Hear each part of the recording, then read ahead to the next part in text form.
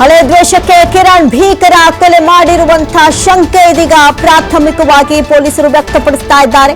ಈತ ಏನಿದ್ದ 25 ವರ್ಷದ ಕಿರಣ್ ಹಲವು ಪ್ರಕರಣಗಳಲ್ಲಿ ಭಾಗಿಯಾಗಿದ್ದಂತೆ. ಕೆಆರ್ಪುರಂ ಠಾಣೆಯಲ್ಲೇ ಸುಮಾರು 10ಕ್ಕೂ ಹೆಚ್ಚು ಕೇಸ್ಗಳಿದೆ.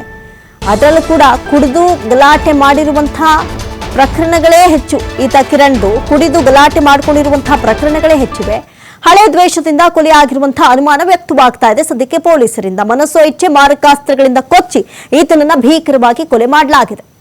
ಗೊತ್ತಿಲ್ಲ ಸರ್, ಇವಾಗ ನೀವೆಲ್ಲ ಬಂದಿರೋದಕ್ಕೆ ಇಲ್ಲಿ ನಮ್ಮ ಏರಿಯಾದಲ್ಲೇ ಇರೋದು. ನಾವು ಓಟ್ ಮಂಜುನಾಥ ಲೇಔಟಲ್ಲಿ ಇರೋದು. ಮನೆ 23 ಅಂತ ತುಂಬ ಒಳ್ಳೆ ಹುಡುಗನೇ. ನಮಗೇನು ಇಲ್ಲೇನು ಆ ಥರ ತೊಂದರೆ ಕೊಡ್ತಾ ಇರಲಿಲ್ಲ.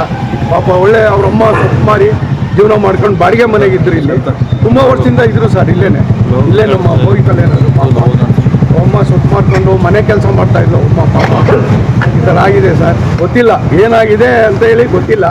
ನೀವೆಲ್ಲ ಬಂದಾಗ ಗೊತ್ತಾಯ್ತು ಸರ್. ಯಾರು ಒಂದು 5-6 ವರ್ಷದಿಂದ ಬಾಡಿಗೆ ಒಳ್ಳೆ ಹುಡುಗ. ಅವ್ರ ತಾಯಿ ಮಗ ಇಬ್ಬರು ಇದ್ರು.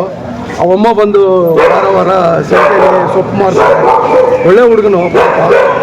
ಅದೇನಾಯ್ತೋ ಗೊತ್ತಿಲ್ಲ ಸರ್.